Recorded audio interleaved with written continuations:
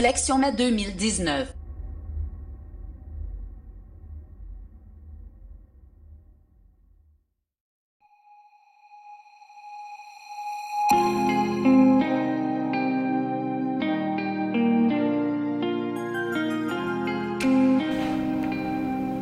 Chers téléspectateurs, bienvenue à l'émission 5 minutes 5 questions.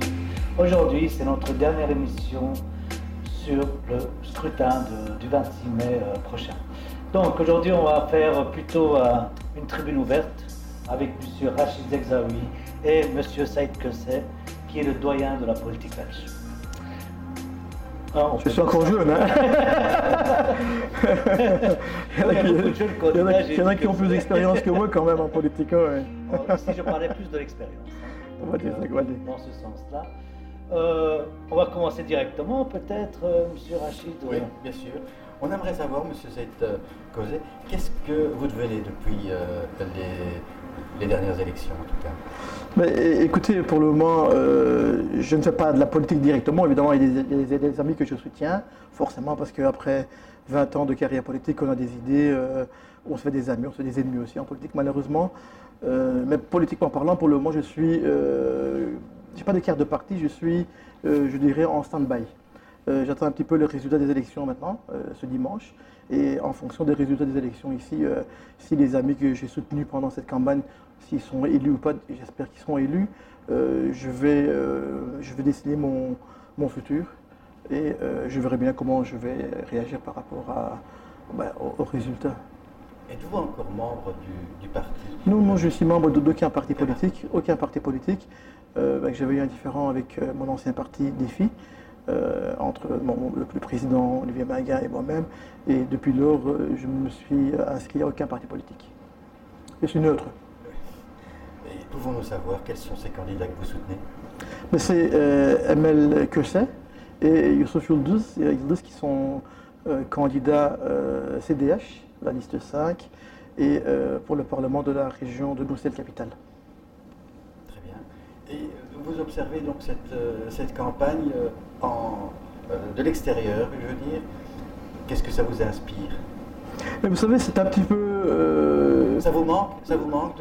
Mais quelque part, c'est un peu gai aussi de voir l'autre côté, d'être du côté du citoyen, de vivre la campagne en tant que citoyen. Parce que moi, j'ai été élu échevin, j'avais que 30 ans, en 2000. Et j'avais voté une fois avant que je sois élu en tant que citoyen. Donc après, j'ai été échevin. Et j'ai fait presque toutes les élections depuis 2000, 2003, 2004, 2006, 2007, 2009, 2011, 2012, 2014, 2018. J'étais presque sur le point de le faire. Donc j'ai fait toutes les campagnes électorales en tant que candidat. Et ici, ça m'a permis un petit peu de voir l'autre face de la situation et de réfléchir en tant que citoyen. Et je pense que si maintenant un jour je devais refaire campagne, je pense que je ferais une campagne autrement, vraiment autrement. Parce que je sens ce que le citoyen veut entendre, je comprends ce qu'ils ont envie de savoir, ce qu'ils attendent des politiciens, etc. Justement là-dessus, qu'est-ce qui est différent par rapport à avant dans les campagnes actuellement?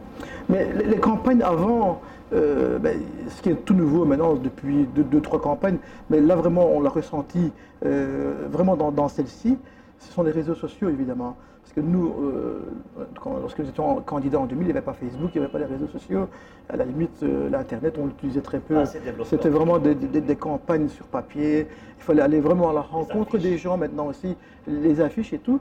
Et puis tout ça, ça commence à un petit peu disparaître. Et j'ai lu l'autre jour quelque part qu'en France, on avait déjà abandonné le papier et que c'était déjà interdit. Et moi, je pense que, et j'espère que d'ici 2024, en Belgique aussi, on interdira de faire des affiches, etc. Et jusque maintenant, tout le monde a Internet, tout le monde a Facebook sur son téléphone ou bien les autres réseaux sociaux comme le Snapchat, l'Instagram, etc. Donc à un moment donné, cette campagne, on pollue les vitrines, on pollue la ville avec des tracts, des affiches, des lettres, des courriers et tout, doit cesser. Oui, ça devient une campagne numérique. Ça doit devenir comme ça une campagne numérique et vraiment la rencontre du citoyen, des gens au quotidien. Vous soutenez donc deux candidats qui figurent sur une liste qui n'est pas celle de votre ancien parti. Les idées défendues par ce parti vous conviennent-elles? Vous savez, moi, personnellement, les partis démocratiques, pour moi, ils se vaut entre eux. Il n'y a pas vraiment. On a encore écouté le débat hier soir, le débat des présidents sur la une, quand on écoute les uns et les autres, notamment sur le climat, etc. Tout le monde pense la même chose. Sur les voitures de société, il y avait des petites divergences, etc. Mais sinon, que vous soyez au gouvernement ou dans l'opposition, c'est ça qui change. Les mêmes partis, quand ils sont au gouvernement, réagissent différemment parce qu'il y a les réalités budgétaires et autres, et ils réagissent différemment quand ils sont dans l'opposition. Les deux candidats que je soutiens ici sont donc deux personnes que moi j'avais amenées sur la liste de bourgmestre en 2018 à Schaerbeek. Ils n'avaient jamais pris la carte d'un parti politique, ils n'ont jamais été membres de Défi ou ni d'un autre parti politique. Ben, ils ont été élus après. Moi, je ne suis pas intervenu, c'est eux qui ont eu des différends avec le bourgmestre parce qu'ils avaient des projets, des idées, vous savez, et tant mieux, hein, et tant mieux parce que ça prouve qu'ils ne sont pas venus en politique comme ça pour être sur une liste et pour se faire élire et pour dire voilà, nous sommes élus. Ils étaient là, ils avaient des projets, ils avaient des idées, mais apparemment, les idées n'ont pas rencontré celles de Bernard Clairfailly. Il y avait des histoires, des problèmes budgétaires apparemment sur certains choses, notamment le socialiste qui défendait la sécurité devant et dans les écoles. Et ML que c'est, elle défendait plutôt, elle voulait une administration dans la commune pour les personnes porteuses de handicap. Et comme nous avons un service jeunesse, comme nous avons un service senior, comme nous avons un service enfance, sport, etc. Elle voulait qu'il y ait, c'était aussi mon idée, c'était mon projet politique, qu'il y ait un service pour les personnes porteuses de handicap. Et apparemment, ça n'a pas rencontré, donc ils ont dû quitter la liste de bourgmestre. Ils sont restés indépendants pendant quelques mois. Et je crois qu'au conseil communal, tous les partis politiques sont représentés. Ils ont eu des contacts avec les uns et les autres. Et finalement, ils ont choisi d'aller au CDH. Et comme vous observez cette campagne un petit peu de l'extérieur, vous êtes plus placé du côté du citoyen cette fois-ci. Est-ce que vous pensez que les préoccupations des citoyens de Schaerbeek ou de Saint-Josse ou de Molenbeek rencontrent en tout cas ou sont pris en compte par les programmes des différents partis politiques? Vous savez, moi je vais peut-être vous étonner, mais je dirais oui. Je dirais oui parce que tout homme politique ou femme politique aujourd'hui qui est candidat ou qui est candidate a été un jour citoyen, a une famille, a des amis, a des enfants qui vont à l'école. Donc quelque part les politiciens vivent aussi les mêmes angoisses, le même stress, ils vivent le même quotidien que les citoyens. Moi, personnellement, j'ai été échevin d'une grande commune comme Schaerbeek, et j'avais 30 ans, j'ai toujours habité la rue des Coteaux, j'habite encore la rue des Coteaux. Donc, mes enfants ont été à l'école à Bruxelles, et j'ai un enfant handicapé aussi, donc je connais le problème, le manque de place dans les centres pour personnes handicapées, etc. Et donc moi, tous les jours, je vivais les mêmes problèmes que ce que vivent les citoyens. Et parfois, on a l'impression que les politiques sont tous des pourris, qui sont des méchants, qui ne pensent qu'à leur poche, etc. C'est un petit peu l'image qui a été créée ces dernières années, malheureusement, parce qu'une fois quelque part, il y a un homme politique ou une femme politique qui fait une erreur, une gaffe, alors on stigmatise et toute la classe politique est visée. Non, ce n'est pas le cas. Moi, je pense personnellement que les hommes et les femmes, les hommes politiques, qui soient candidats ou bien qui ont déjà fait de la politique, connaissent bien les problèmes des citoyens et quelque part ça se reflète dans les programmes des partis et le citoyen doit évidemment prendre connaissance des programmes des partis avant les élections et comme ça ils peuvent voter en âme et conscience. Mais est-ce que vous croyez vraiment que tous les candidats connaissent tous les programmes de tous les Je ne pense pas, non. Non, je ne pense pas, évidemment que non. Ce sera aberrant de dire oui, parce que c'est très clair. Les gens qui font le programme des partis, ce sont les personnes qui sont là depuis des années. Et puis ils sont aidés par des cabinets, etc. Des gens qui travaillent au quotidien. Un nouveau candidat qui arrive, comme ça, qui a fait une campagne électorale et qui après fait une autre campagne, on ne peut pas croire, on peut lui reprocher de ne pas connaître l'entièreté du programme d'un parti politique. Il y a les idées plus ou moins, les grandes idées, les grands axes qui sont là. Je ne pense pas que une personne d'origine turque ou d'origine marocaine, quoique, irait se présenter sur la liste de Vlaams Belang, quoi. Quoique, je dis parce que je pense qu'il y en a eu aussi. Mais les grands axes sont là, et on choisit plus ou moins le parti politique en fonction de ses objectifs politiques. Et il y a aussi, il ne faut jamais oublier ça, le côté humain. Le côté humain, parce que vous connaissez, je ne vais pas vous le cacher, moi je n'étais pas FDF, hein, moi je n'ai jamais voté FDF. Moi FDF, dans ma tête, en 2000, c'était Nols. C'était Nols qui représentait FDF, mais bien sûr, moi j'ai connu le nolsisme. Moi je suis né à Schaerbeek, et j'ai connu vraiment toute la période du majorat de Roger Nols. Et donc, Roger Nols, c'était FDF, il a été éjecté par après, etc. Pour moi, c'était comme ça. Mais c'est la rencontre que j'ai eue avec Bernard Clafailly, c'est l'échange des idées avec la personne, ce sont les contacts, etc., qui m'ont amené que j'étais dans ce parti-là. Mais si, il faut pas le cacher, il faut le dire honnêtement, si c'était le PS qui aurait été au pouvoir à l'époque, et que le bourgmestre ou les chefs en question était socialiste, probablement que j'aurais été sur la liste du Parti socialiste. Il n'y a pas à cacher. Et, on ne doit pas se dire, ouais, ben moi j'ai lu le programme et de tout petit, moi j'étais FDF et tout. Non, non, c'est pas comme ça. C'est pas comme ça que ça marche. C'est, comme je vous dis, il y a grands axes. Et puis, il y a le relationnel qui est très, très important. Pensez-vous qu'il serait nécessaire de former les candidats, de les initier, en tout cas à l'identité du parti, au programme du parti, avant de faire en sorte qu'ils soient candidats, oui, justement. Oui, oui, oui, bien sûr. Tantôt, quand j'ai dit que voilà, les candidats se portent vers un parti parce qu'il y a les grands axes et les affinités, mais il y a aussi quand même des candidats qui ont été dans les mouvements de jeunesse de certains partis. Tout le monde n'est pas dans ce cas-là, il ne faut pas généraliser en disant tout le monde est comme ça. Mais je suppose qu'il y a quand même des candidats. Moi, je n'ai pas été jeune X, Y, jamais. J'avais mes idées politiques, mais comme la plupart des immigrés dans ces années-là, on soutenait la gauche, évidemment, que ce soit le PSC de l'époque, avec Philippe Maystadt, etc. Donc vous connaissez Charles Ferdinand-Nothomb et autres, ou le Parti socialiste, les parents étaient ouvriers, mon père était ouvrier, ma mère était nettoyeuse, donc forcément qu'on a toujours resté du côté gauche, du clivage politique, c'est logique. Mais par contre, je ne me suis jamais inscrit dans les mouvements de jeunes d'un parti politique, non. Mais ce n'est pas pour ça que j'ai mal réussi, ou ce n'est pas pour ça que je n'ai pas fait de projet. Si nous allons à Schaerbeek aujourd'hui, on peut faire le tour. Je crois que dans 80% des sites sportifs, il y a le nom de Saïd que c'est.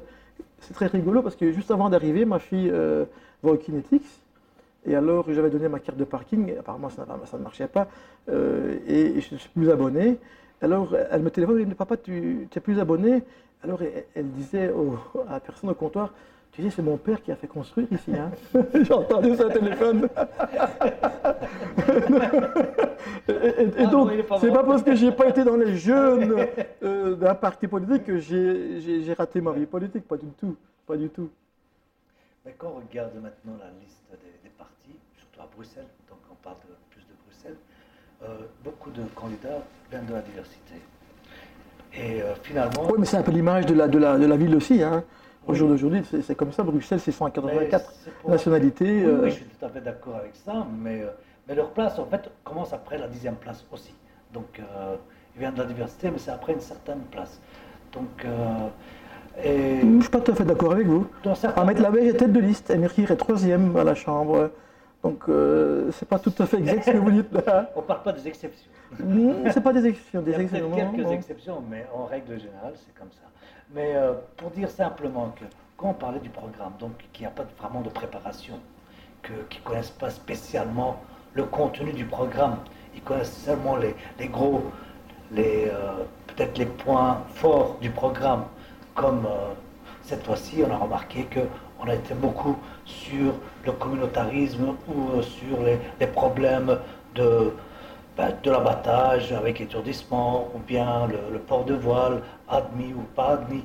Donc on a un peu stigmatisé les gens sur certains sujets, alors qu'il y avait d'autres sujets que personne n'a parlé. Aucun média. Même hier, lors du grand débat, on parlait de ces sujets, pratiquement. On ne parlait pas d'autre chose. Ou bien on a essayé de parler un peu de taxation dans l'immobilier, on a complètement floué l'affaire. Que personne n'a rien compris. S'il y a quelqu'un qui a compris, moi je ne crois pas ça. Malheureusement, c'est comme ça.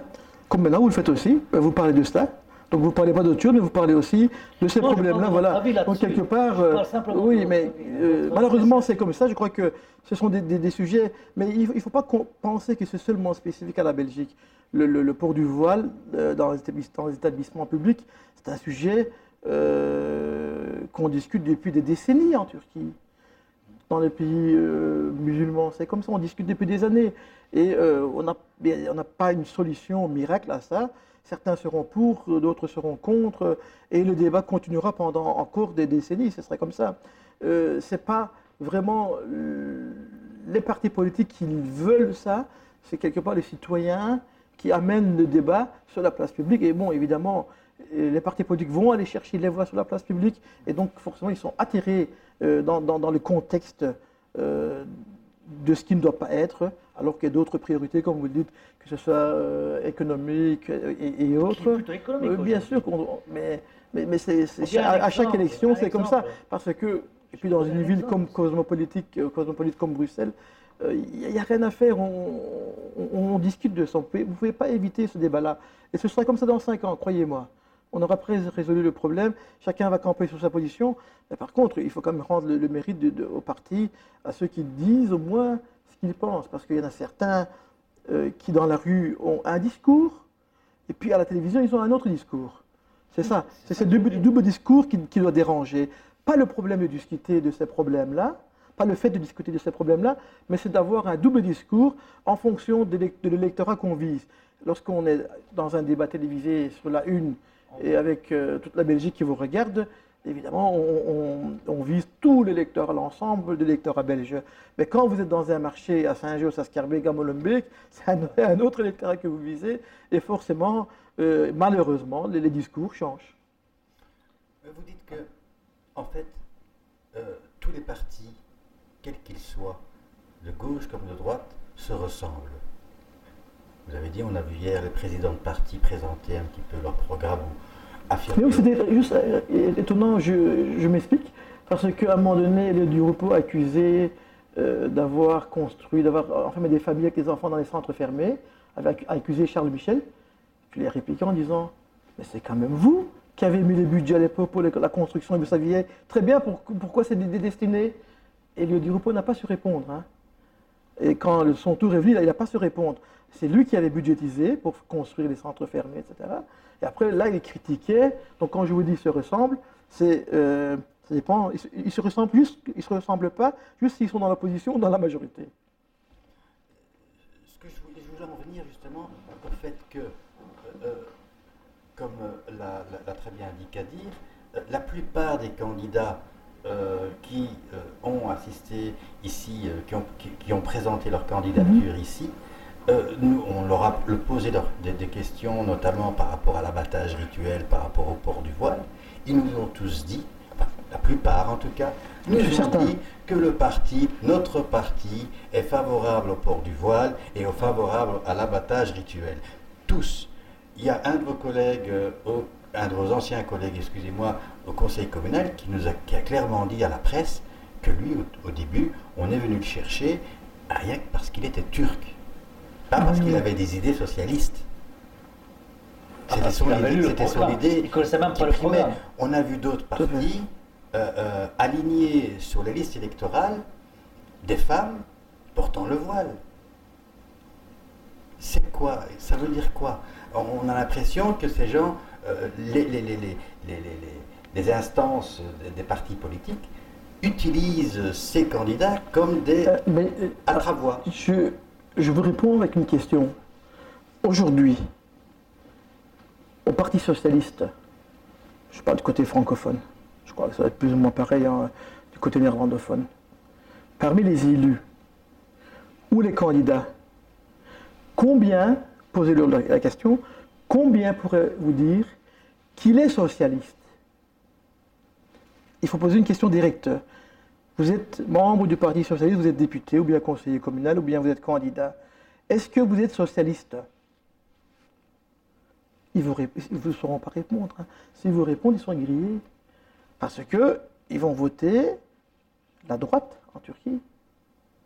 où l'électorat à majorité, l'électorat turc dans sa majorité est conservateur ici.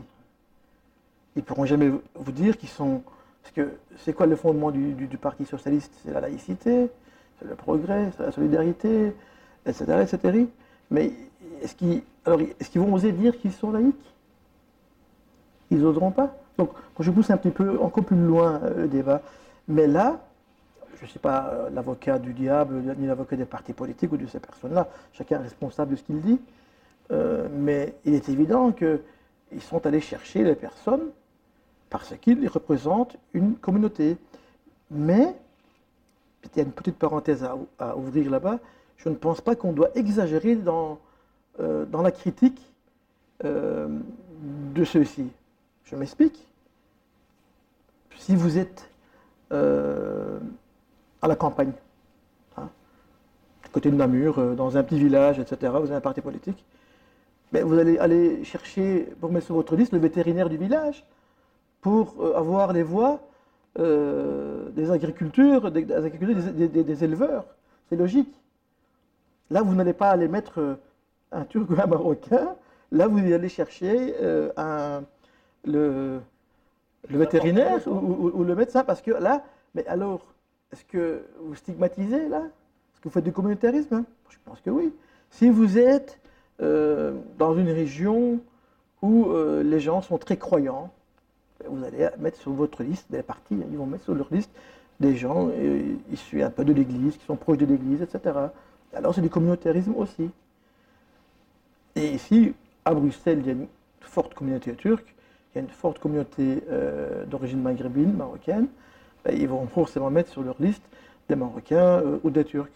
Mais peut-être l'erreur, c'est peut-être de dire ce qu'ils demandent à ces gens-là, s'ils sont vraiment sociaux, s'ils sont vraiment laïcs, mais ça, ils s'en foutent évidemment. Dans le brouhaha, hop, on met un candidat, tant qu'il rapporte des voix, etc. Et puis ils se disent, seulement qu'il va évoluer avec le temps, etc. Parfois, ils n'évoluent pas, ils restent sur place. ils font du patinage et voilà. C'est comme ça, c'est la réalité et ça, on ne pourrait pas changer. Donc pour les instances du parti, ce n'est pas l'adhésion aux idées qui importe, c'est l'appartenance à tel ou tel. Aujourd'hui, malheureusement, c'est comme ça. Il ne faut pas croire que... Mais quand on regarde aussi, et pas seulement dans les communautés d'origine, quand on regarde, il y a des gens qui changent de parti politique tous les X temps. Ils sont une fois dans X parti, et puis ils passent chez Y, et puis ils sont chez Z, etc. Des gens, et puis après ils reviennent à leurs amours du début. Ça arrive aussi. Mais c'est comme ça. Et pour la question, je veux dire, comment comprenez-vous justement que tous les partis l'ont annoncé hier, donc tous les dirigeants de partis l'ont annoncé hier, tous les partis sont hostiles au port du voile dans l'administration publique. Mais alors dans ce cas, pourquoi faire en sorte que des candidats portant le voile soient alignés sur les listes? Alors, mais pourquoi est-ce que, s'ils sont contre cela, pourquoi est-ce qu'ils n'ont pas voté un décret ou une loi avant les élections? Pourquoi est-ce qu'ils ont, c'est le Parti socialiste qui a fait ça, le PS, pourquoi est-ce qu'ils ont reporté au mois de septembre la question de l'abattage rituel? Pourquoi septembre? Qu'est-ce qui empêchait d'en discuter en janvier, février, mars, avril? Qu'est-ce qui a empêché les partis politiques d'en discuter, de conclure avant les élections? On a rejeté ça au mois de septembre. Et évidemment, maintenant, le débat est encore sur la place publique. Mais pourquoi est-ce que, depuis des années, le problème est là? On n'a pas légiféré. C'est justement parce qu'il y a les élections. Parce que les gens qui sont pour l'abattage rituel vont aller voter. Et il faudra aller chercher les voix de ces gens-là pour arriver au pouvoir. Parce que les partis politiques sont faits pourquoi? Pour arriver au pouvoir et pour gouverner. Donc en fait, on les envoie tromper les électeurs. Aujourd'hui, bien sûr. C'est évident. Si on ne voulait pas tromper les électeurs, on aurait tranché avant les élections et tout le monde aurait su quel parti était pour, quel parti était contre. Moi, je ne discute pas sur le fond. Hein. Chacun a ses convictions, chaque parti est neutre, comme chaque personne est neutre de penser ce qu'il veut. Ils peuvent penser ce qu'ils veulent. Par contre, Les citoyens doivent savoir ce qu'ils pensent. Ça, c'est important. Oui, moi, il y a un seul projet là qu'on n'a pas du tout. Et vous avez dit 5 questions, 5 réponses. Non, non, j'ai pas dit ça. C'était tribune ouverte aujourd'hui. Ok. Comme on n'est pas à langue de bois, on en profite. Et que vous n'êtes pas candidat, donc on peut en parler. Mais vous savez, si j'avais été candidat, ça n'aurait pas été autrement. Croyez-moi. Tu me connais un peu. Madame Mas, il y a seulement un sujet qui me trotte. Je ne veux pas dire le parti, si tu veux. Tu peux dire le projet de libéraliser le cannabis, par exemple. Je trouve que c'est un sujet super important, on n'a jamais parlé de ça. Aucun candidat en parle. Oui, parce que je crois que c'est quand même un sujet très très important, parce que ça concerne quelque part notre avenir, l'avenir de nos enfants, de nos petits-enfants. Et encore une fois, comme tantôt je l'ai dit, sur le fond, chacun peut penser ce qu'il veut, mais par contre, le citoyen ne le sait pas. Aujourd'hui, on peut sortir, on est juste à la frontière du quartier turc, ici, on peut aller dans les cafés, on peut demander aux gens ce que pensent les partis politiques par rapport à la légalisation du cannabis. Personne n'est au courant, personne ne sait rien. Par exemple, il y a une interview d'Elio Di Rupo il y a 2-3 semaines, et il a dit clairement qu'il était pour la légalisation du cannabis, appuyé par les écolos. Des filles étaient entre les deux, ils disaient oui à certaines conditions et tout, mais moi j'aime pas ça. On est pour, on est contre. Quand il y a trop de conditions, ça part dans tous les sens. Les partis qui sont contre, c'est le MR et surtout le CDH. Ils ont déclaré qu'ils étaient contre la légalisation du cannabis. Personnellement, moi je suis contre, personnellement. Mais ça ne regarde que moi-même. Et si je devais voter quelque part, je voterais en fonction aussi de cela.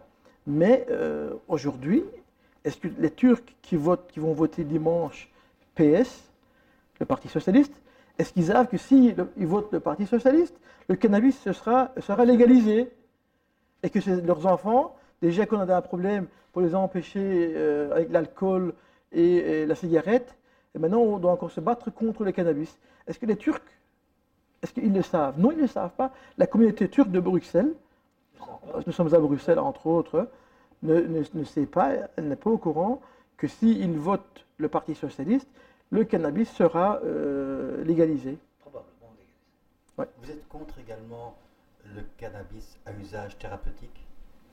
Vous savez, je ne suis pas médecin, mais je crois que quand il s'agit de médecine et de santé, c'est différent.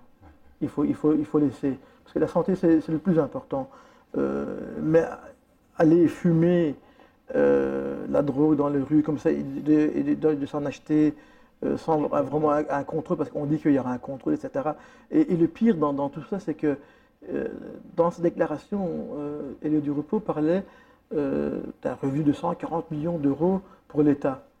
Donc jouer avec la santé des gens pour avoir plus de 140 millions dans les caisses de l'État, je crois que c'est un peu Et fort. combien ça va coûter à la sécurité sociale? Et après, oui, évidemment, après pour soigner ces malades, combien est-ce que ça va coûter? Ça, on n'en parle pas, évidemment.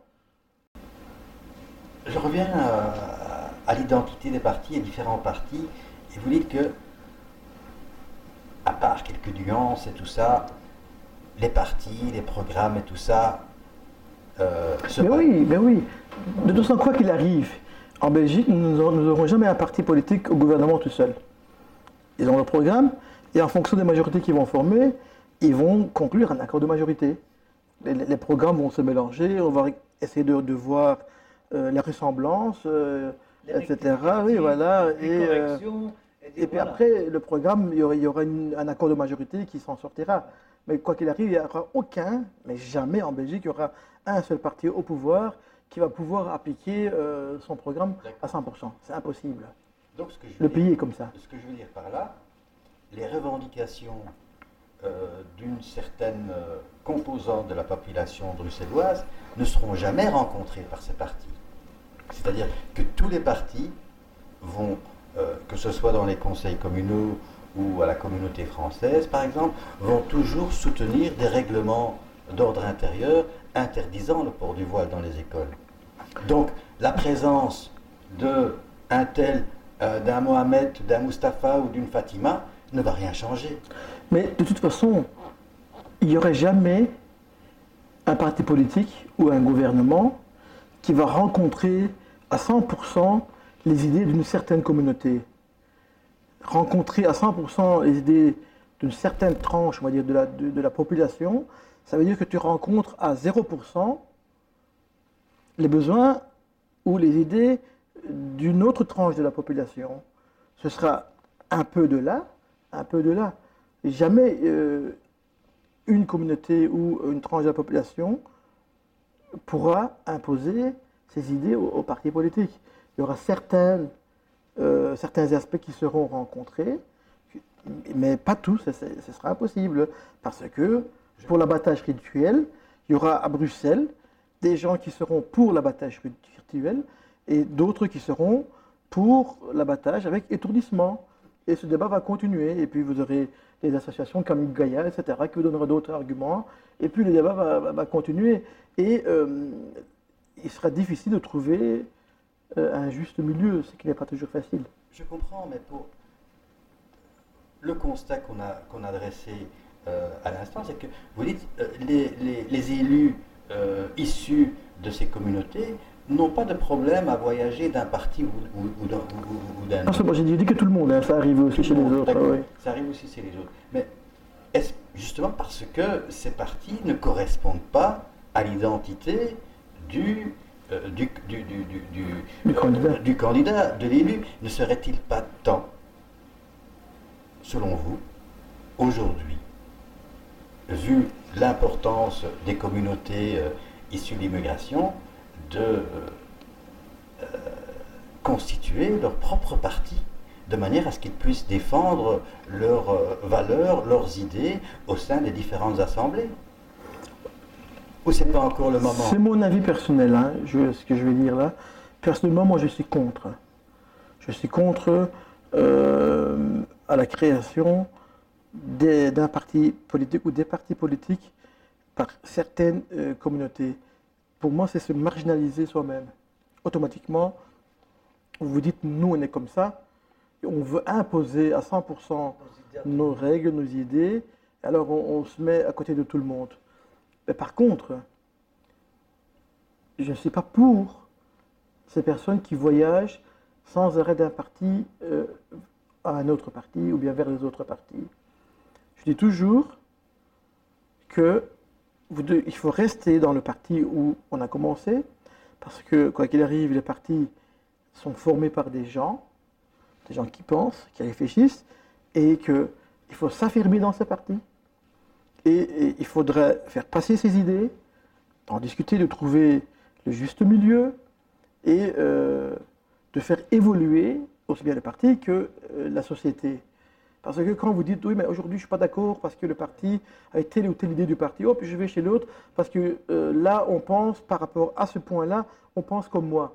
Mais alors vous allez vous rendre compte dans 2-3 ans que là, le parti là où vous êtes allé ne pense pas comme vous par rapport à d'autres problématiques ou d'autres points. Alors vous allez partir chez un troisième, là où vous rencontrez les points là, mais il y aura forcément d'autres choses qui ne seront pas les mêmes. Donc il faut rester dans les partis politiques là où vous êtes, où on est, sauf en cas d'obligation évidemment, vous êtes obligé de quitter pour telle ou telle raison, mais il faut se battre avec ses idées quand on fait les programmes des partis et tout, de venir avec des arguments solides, oui, les défendre devant le président des partis ou bien devant le comité, devant le bureau politique, défendre ces idées-là et de faire évoluer le programme du parti ou tout ce qui suit. Mais partir à la première problématique, c'est... On peut chercher la facilité. Oui, c'est trop facile. C'est trop facile. Mais comment pourrait-on comprendre qu'un élu de confession musulmane, par exemple, au Parlement régional, lorsque cette loi interdisant l'abattage sans étourdissement sera mise sur la table, comment peut-il voter comme son parti lui dit? C'est-à-dire, voilà, j'ai voté comme mon parti m'a dit, et donc j'ai voté pour vous interdire à manger à vous. Mais j'ai une petite anecdote que j'ai vécue la semaine passée. Une dame, turque, une brave dame, turque, voilée et tout, que je connais depuis assez longtemps, Elle a été à une réunion, là je peux dire de quel parti, elle a été à une réunion du Parti Socialiste à Saint-Josse. Il y avait les candidats socialistes, etc. Et alors, pas les candidats, mais d'autres personnes, des militants apparemment, parce que là ils ont parlé, des gens ont parlé du CDH et de Youssouf et de Temel, etc. Et alors, il y en a qui ont dit, oui, mais eux c'est le parti catholique, hein. Ils sont catholiques. Et alors, je l'ai rencontré, il me dit, oui, ils ont dit du CDH que c'était un parti catholique. Et j'ai dit, alors vous avez demandé quelle était la religion du Parti Socialiste? Alors, j'ai dit quoi? Les partis ont des religions maintenant, les hommes, l'humain a une religion, mais un parti politique ne peut pas avoir de religion, c'est pas le but. Alors, elle a réfléchi, elle a dit, oui, c'est vrai en fait. Et je dis, quoi? Je dis, le PS, c'est quelle religion? Ils sont musulmans, eux? C'est l'islam, mais oui, mais donc, et un peu pour revenir à ce que vous venez de dire tantôt. Je voulais juste répondre, comment est-ce qu'un musulman qui respecte qui a été élu dans un parti, un tel... Mais quelque part, je ne suis pas bien placé peut-être pour la question. C'est à ces gens-là de répondre directement. Oui. Par contre, vous n'êtes pas obligé de voter chaque loi. Il y a donc, parfois, les partis vous imposent, etc. Mais quand vous êtes dans une assemblée, vous pouvez quand même prendre la parole, à titre personnel, et dire aussi, ici maintenant, ce que je vais dire ne me concerne que moi, n'a rien à voir avec mon parti, mais par rapport à ces questions-là, moi je pense que c'est comme ça et comme ça. Et à vous de convaincre l'Assemblée qui est devant vous. La question est arrivée dans d'autres circonstances aussi, où, vous savez, moi je n'ai pas été député, hein, député ni régional ni fédéral, mais vous pouvez quand même prendre la parole, vous avez le droit, et d'exposer votre point de vue. Et parfois qui n'est pas vraiment contraire à tout ce qu'on raconte. Aujourd'hui, maintenant, l'abattage rituel, il y a même, je crois, un décret de la Commission européenne qui autorise l'abattage rituel selon le halal ou le kasher, etc. Parce qu'il y a une certaine liberté qu'on donne aux religions et que l'être humain a besoin de la religion, a une religion. On est musulman, on est juif, on est catholique, on est ceci, on est cela. Et chacun doit vivre sa religion. Et je crois qu'ici, le précepte, il faut demander ça aux théologiens, mais être très clair, l'abattage rituel, c'est comme ça. Et je pense maintenant, personnellement, encore, ça ne me regarde que moi, comme je dis tantôt, c'est comme si je parlais devant une assemblée. Mais avant d'en arriver à l'abattage rituel, je crois que pour améliorer la situation des animaux, il y a encore beaucoup de travail à faire. Je crois qu'on commence vraiment par le dernier échelon avant de suivre une nomenclature normale. Oui, parce que je voulais toujours en revenir par rapport à ça, à l'attitude des élus. On a vu il y a quelques années un élu qui a été, un élu au Parlement, à la Chambre, qui a osé, par rapport à une proposition de loi consistant à autoriser l'homoparentalité, qui a osé s'abstenir. Donc il n'a pas voté comme son parti le souhaitait. Mm-hmm. Il a directement, lors des prochaines élections, des élections qui suivaient pour être conduit, il a été totalement exclu de la liste. Donc à partir du moment où on vote différemment du parti, dommage. Je trouve que c'est dommage. C'est parce qu'on est membre d'un parti politique qu'on doit penser exactement avec les gens qui sont dans ce parti-là. On est tous des êtres humains libres. On est libre de penser ce qu'on veut, à penser. Et on est quelque part, tant qu'on ne passe pas les marges évidemment, comme l'extrême droite, etc., certains qui n'ont pas leur place qui n'ont pas leur place sur la place publique, on est libre de dire ce qu'on a envie, de penser comme on veut. Et c'est pas pour ça que c'est parce qu'on pense comme le parti, qu'on ne pense pas comme le parti ou le président qu'on doit être éjecté. Et d'ailleurs, heureusement que dans un parti politique, tout le monde ne pense pas la même chose.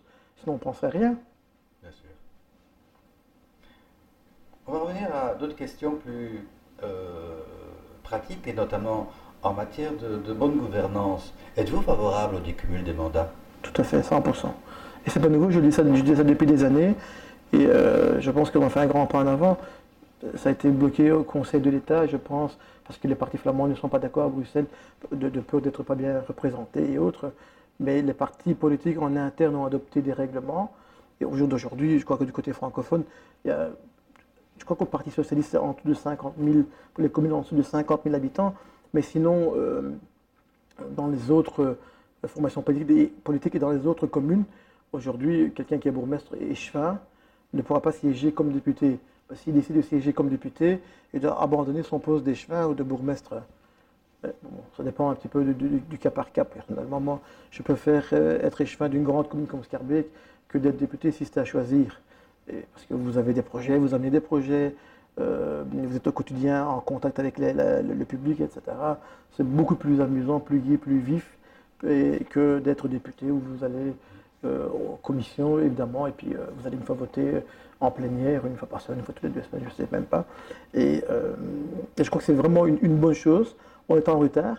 Et puis aussi, ça amène plus de monde. Ça donne de la chance à beaucoup plus de candidats. Sinon, c'est tout le temps les mêmes qui sont bourgmestres, qui sont députés, qui sont ministres, qui sont conseillers communaux, etc. Et donc ici, on donne la chance à beaucoup plus de citoyens de devenir un homme ou une femme politique.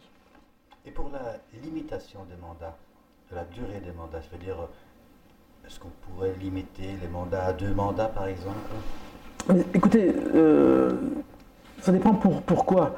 Par exemple, c'est vraiment un autre cas aux États-Unis, on ne peut pas être président plus de 2 fois. Hein. Mais ici, pour certains postes, je dirais comme ministre ou bien ministre-président, je pense qu'il faudra limiter il faut voir le nombre, hein. Il faut bien discuter en fonction, je ne sais pas, de l'âge, etc., à 2 fois, peut-être 3 fois, parce que c'est 5 ans, mais peut-être pour d'autres postes comme conseiller communal ou bien échevin, etc., on peut laisser pour plusieurs fois. Mais bon, c'est à discuter aussi, mais je pense qu'il faut en discuter. Il y a aussi un autre sujet qu'on parle très rarement, ce sont les têtes de liste au fédéral ou en européenne qui sont là dans la liste, mais qui ne vont jamais faire la fonction s'ils sont élus.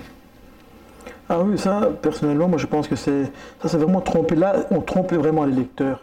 Parce qu'on sait que cette personne-là ne va pas siéger là où il sera élu, forcément comme ils sont tête de liste ou bien c'est des gros faiseurs de voix, même s'ils poussent la liste, ils seront élus. Et une fois qu'ils sont élus, ils vont démissionner et occuper leur mandat d'avant. Et qui montrera maintenant à la région bruxelloise, on a heureusement changé le système, il n'y a plus de liste de suppléants. Oui, les suppléants seront directement les premiers non élus, mais à la Chambre, il y a encore la liste des suppléants. Donc, ou à l'Europe, il y a encore la liste des suppléants. Et un candidat qui est tête de liste aujourd'hui, sachant qu'il ne va pas occuper la liste, et la place, et donc le premier suppléant va monter à sa place. Mais alors, mettez directement le premier suppléant comme tête de liste. Mais il ne ferait pas de voix peut-être, donc on triche. On triche, on trompe l'électeur. Et on met l'autre qui est plus connu là-bas, mais quelque part, on trompe l'électeur, mais on vole aussi la place d'un candidat sur la liste effective. Parce que le premier non élu qui aurait pu avoir une chance de monter ne monterait jamais. Ce sont ceux qui sont inscrits dans la liste des suppléants qui monteront comme députés. On trompe l'électeur et on vole les voix du pauvre qui passe pas, quoi, avec à quelques centaines de voix. Il est en dessous et c'est fini quoi, pendant 5 ans. Et il peut rêver. Quels sont selon vous, quels sont les députés sortants qui sont méritants, je veux dire, qui ont bien exercé leurs fonctions au sein du Parlement bruxellois, selon vous? Vous savez, quand on regarde un petit peu dans la presse, moi je n'ai jamais été assisté au Parlement, les débats. Maintenant, quand on regarde dans la presse la semaine passée, la semaine d'avant, il y avait plusieurs articles, notamment sur ceux qui avaient présenté le plus de questions, qui avaient posé le plus de questions, celui qui avait pris la parole le plus de fois, etc. Je ne connais pas tellement le classement, j'avais vu à un moment donné que Emilio Scarra était 3e, un truc comme ça. Donc c'était étonnant parce qu'il y a 10 ans de cela, apparemment, entre 2004 et 2009, il n'avait jamais posé une question, c'était zéro. Il avait dit, je vais commencer à travailler. 466. Et là, il a réellement commencé à travailler. Donc, il a été un parlementaire assez actif. Moi, personnellement, je pense que Maïno Ruzdemir a été assez actif par rapport à certains sujets, notamment la cause des femmes et autres.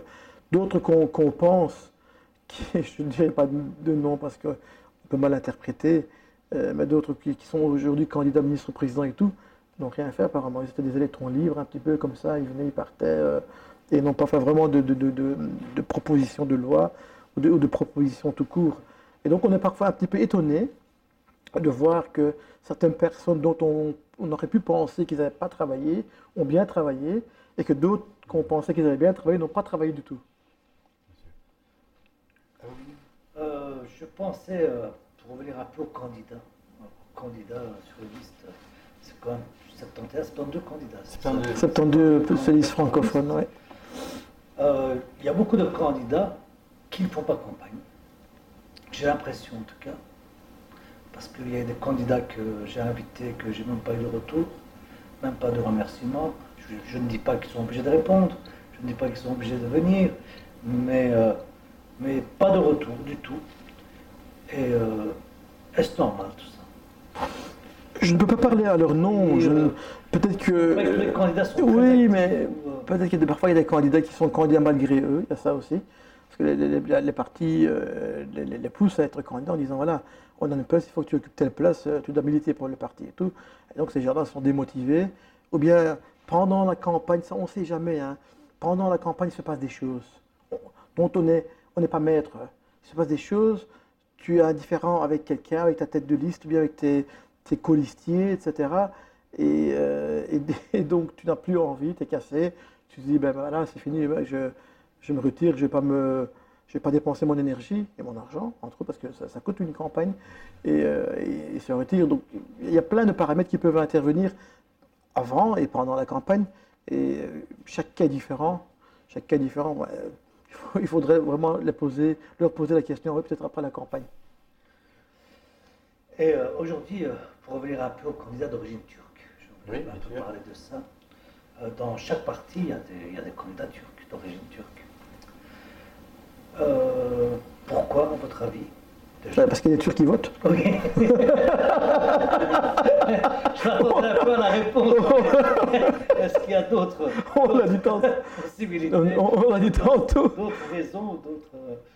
Non, mais c'est normal. Hein, comme on a discuté en début d'émission, et ces gens-là doivent aller chercher les voix dans la communauté. C'est logique. C'est juste parfois au communal, on voit des candidats.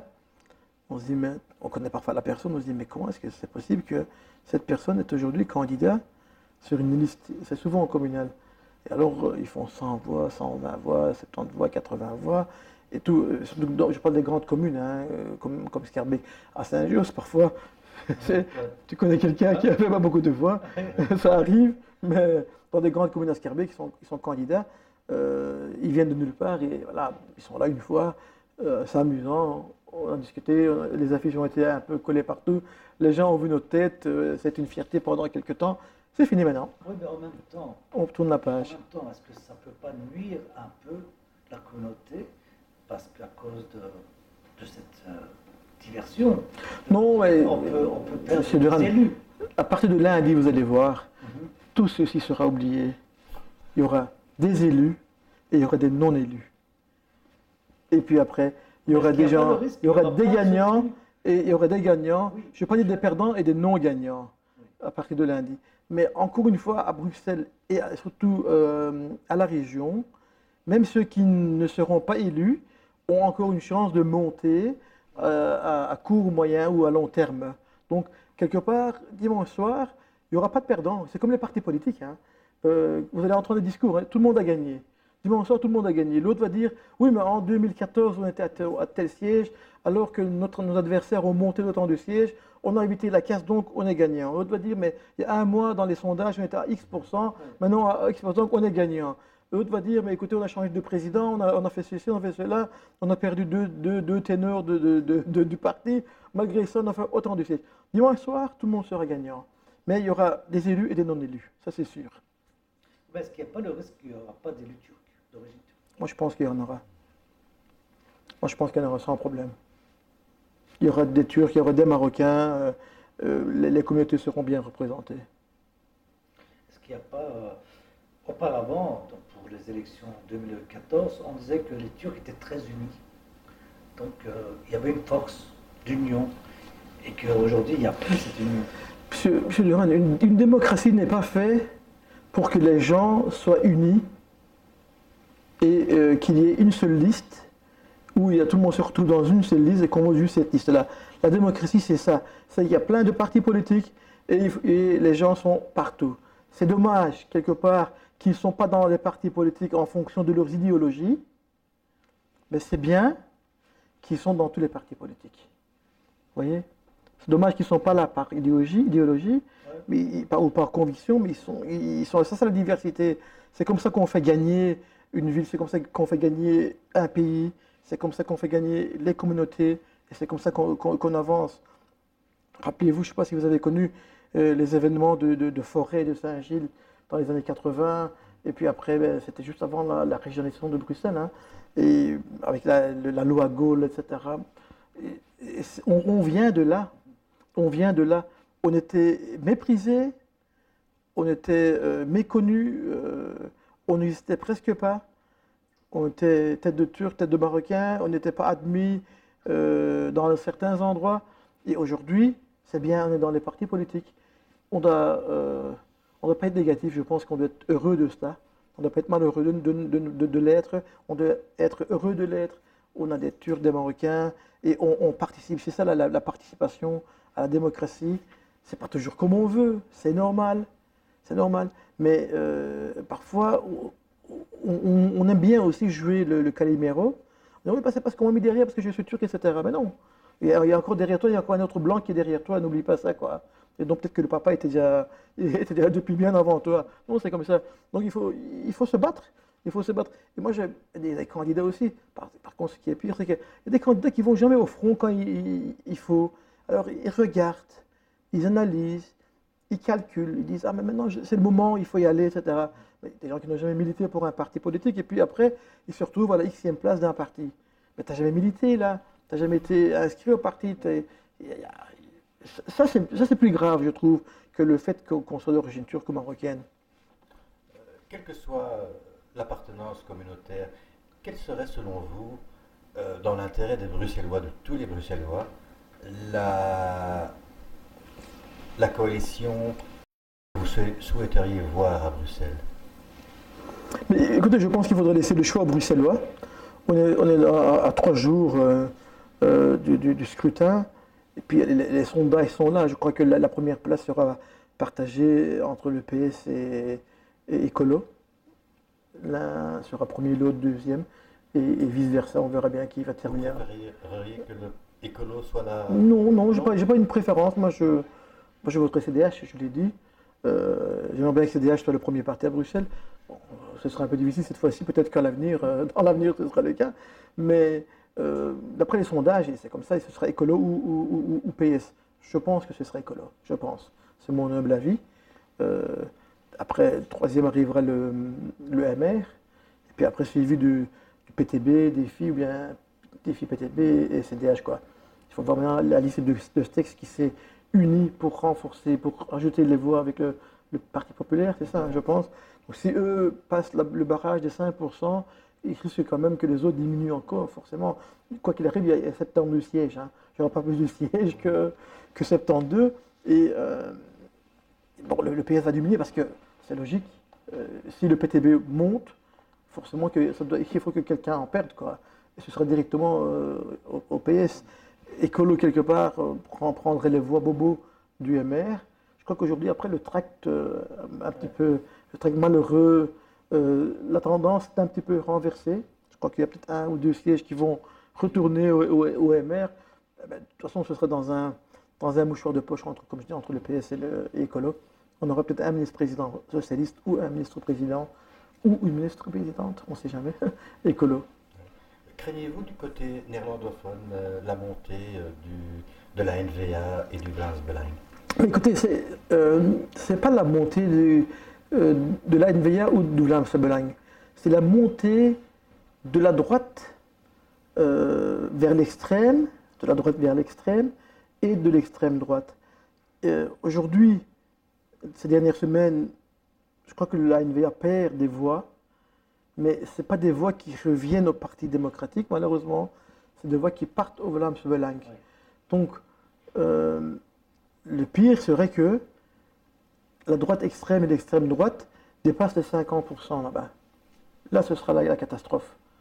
Et là, on va vers un pays ingouvernable. C'est ça, c'est pas le fait que la NVA ou le Vlaams Belang changent de voie, que les voies vont de l'un vers l'autre ou de l'autre vers l'un, mais c'est le fait que cette droite-là dépasse les 50%. Ça, c'est dangereux pour le pays. Vous pensez que ce serait possible? Mais à un moment donné, il y a 6 mois, non, dans les sondages, ils avaient dépassé les 50%. C'est arrivé une fois. Mais croisons que ça n'arrive pas. Et concernant les nouveaux partis, Et il y en a combien? comme Actselem par exemple, B1. B1, je vois leurs affiches, ils ont fait une belle campagne.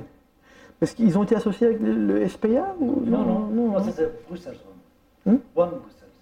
Ah, One Bruxelles. One Bruxelles c'est SPA. One Bruxelles, c'est évident. Oui, parce qu'il y a tellement de listes comme ça que je ne prête pas Oui. tellement attention. Ils font la Oui, il y a Mais- beaucoup de confusion là-dessus. oui, ils ont. SPA, Tout à fait, mais ils ont fait campagne au communal d'ailleurs en Flandre. Oui. Il y a eu quelques partis turcs, ben, ils n'ont pas eu d'élu au conseil communal.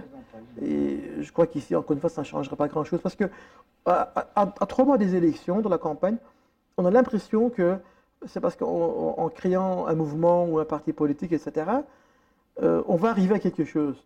Et puis quand la campagne commence, on se rend compte des difficultés sur le terrain, de se faire connaître. Puis alors il y a tous les autres qui arrivent en masse, le rouge, l'orange, le vert, le bleu, classique, où les gens sont habitués. Alors, sûrement, je parle à leur nom, hein, ils se rendent compte que c'est compliqué. Et puis après arrivent les débats, évidemment, sur les grandes chaînes télévisées où ils ne sont pas invités. Et voilà, comme hier, maintenant, on a vu les 5 partis traditionnels. Ben, les autres, les petits n'étaient pas là et les gens vont automatiquement voter pour un de ces 5 partis. Sauf qu'évidemment, il y a des candidats qui font des voix individuellement, mais c'est jamais assez pour dépasser le barrage de 5% et d'avoir un député ou quelques députés pour former un groupe, etc., dans un parlement. C'est un peu peine perdue. Vous le déplorez que les médias traditionnels ne donnent pas suffisamment la parole aux petites listes? Moi, je pense qu'il faut donner la parole à tout le monde. C'est pour ça que ça s'appelle une démocratie. Mais malheureusement, c'est pas le cas. C'est pas le cas. Et ils doivent faire avec les moyens d'abord. Et puis après, et à chaque élection, vous voyez des nouveaux partis, des nouveaux mouvements comme ça qui se forment et qui disparaissent. C'est comme ça depuis des années. Hein. En 99, moi, j'avais été approché par une liste, peut-être que vous allez vous rappeler, qui s'appelait Mars. Oui. Par notre ami Khalil Zegouenli. Wendy, C'est comme ça que je l'ai connu, moi, en fait. Hein.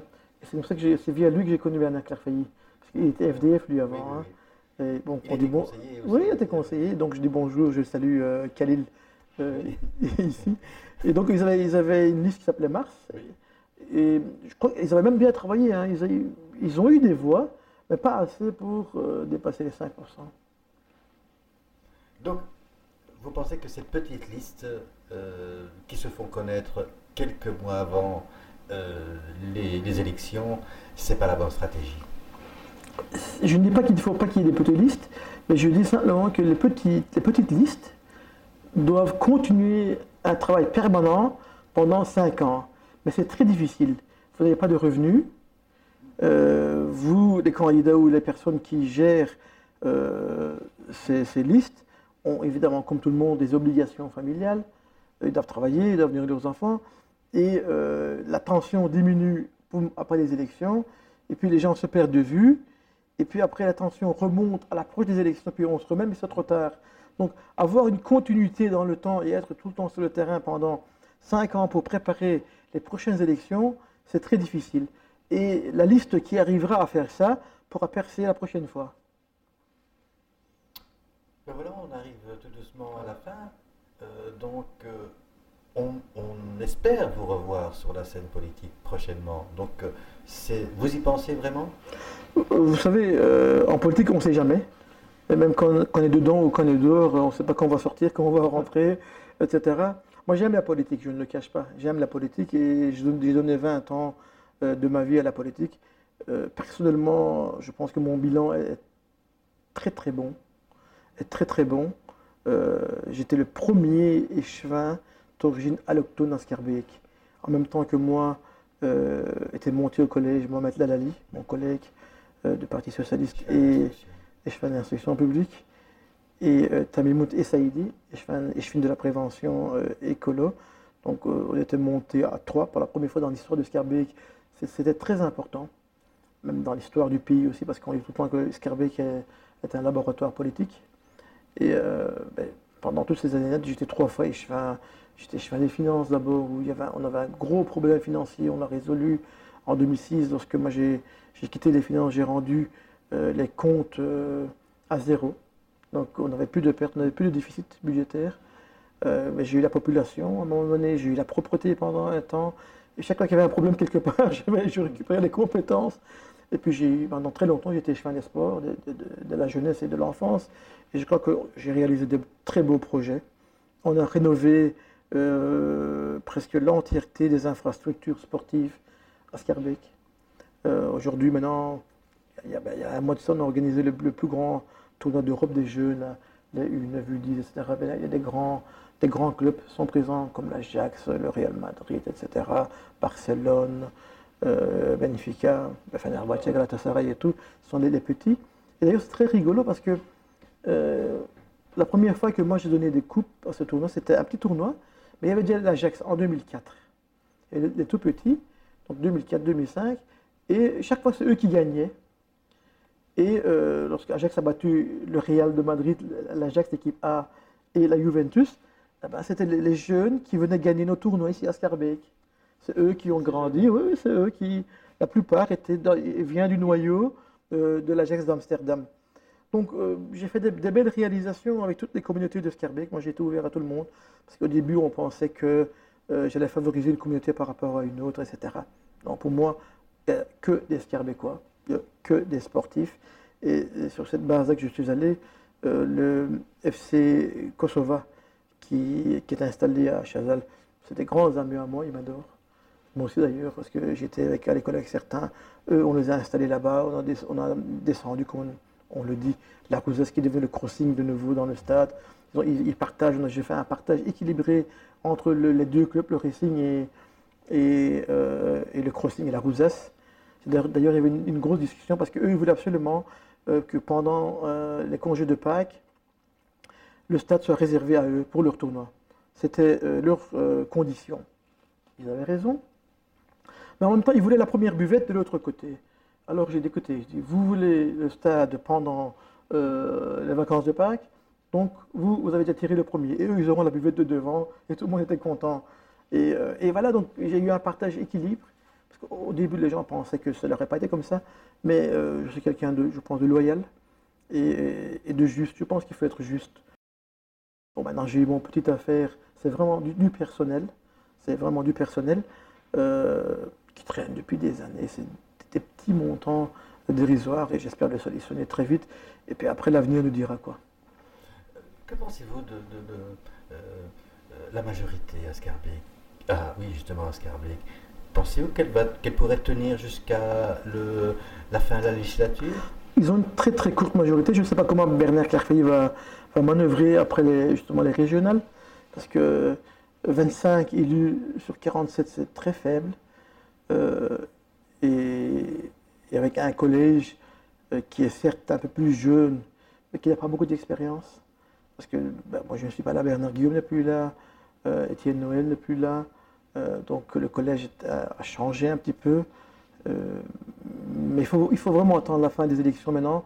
Et comment est-ce que Bernard va manœuvrer? C'est un homme politique très intelligent, il a de l'expérience. Son papa était déjà un des fondateurs du parti, il était président du parti. Donc il verra bien. C'est vrai que c'est très court, mais je ne pourrais pas. C'est très difficile de faire un pronostic aujourd'hui. Et j'espère pour les Skerbécois que ça marche, parce que c'est quand même important que la commune soit bien gérée. Bien sûr. Mais le règne de défi sur Scarbeck, pensez-vous que... Et quand on regarde un petit peu le graphique, d'élection en élection, ça s'effrite, on le voit. C'est vrai que cette fois-ci, ça s'est un peu plus effrité, parce que je me rends une médaille peut-être, c'est pas ça le but, mais c'est parce que je n'étais peut-être pas là. Et bien, il y a des voix qui sont parties ailleurs, malgré que je les ai soutenues, vraiment, vraiment soutenues du fond de mon cœur. J'étais tous les jours sur le terrain avec eux, etc. On a vu que quand même Bernard commence à perdre des voix, et qu'aujourd'hui, en 2006, on était à 22 sièges, et puis on est tombé à 20. Là, il était à 17, maintenant ils en ont perdu 2, ils sont à 15, à liste de bourgmestre, donc de 22 à 15, en 2 législatures, vous perdez un tiers des sièges, 7 sièges sur 22. Mais c'est comme ça, en politique, il faut parfois du changement. Et Bernard est quand même bourgmestre depuis maintenant 2000.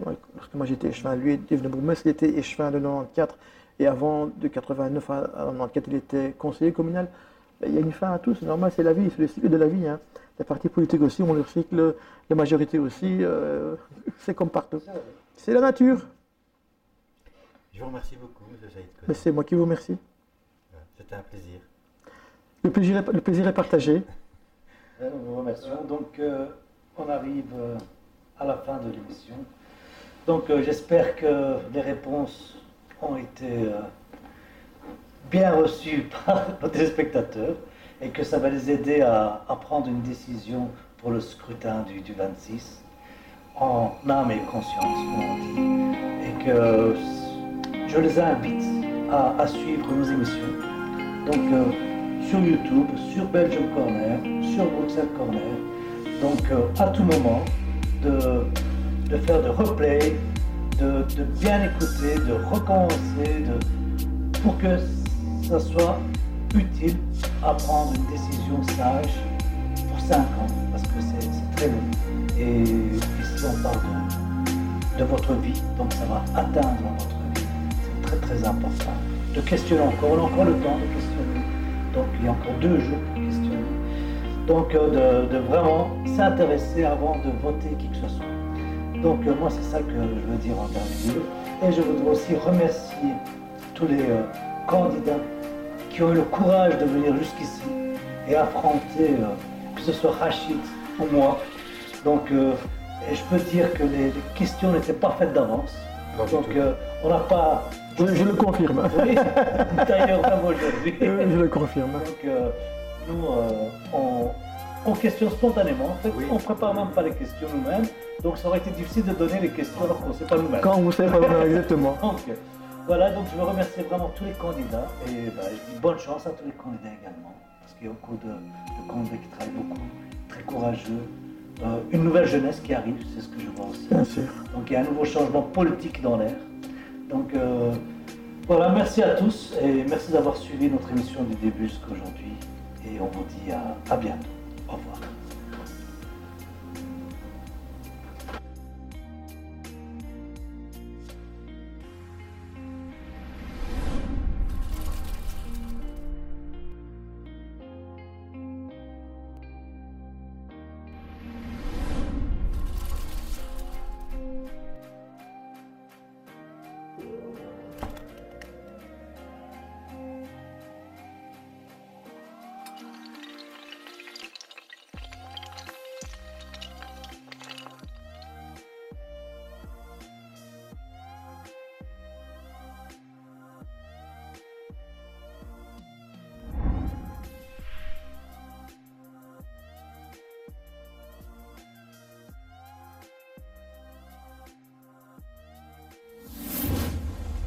Élection mai 2019.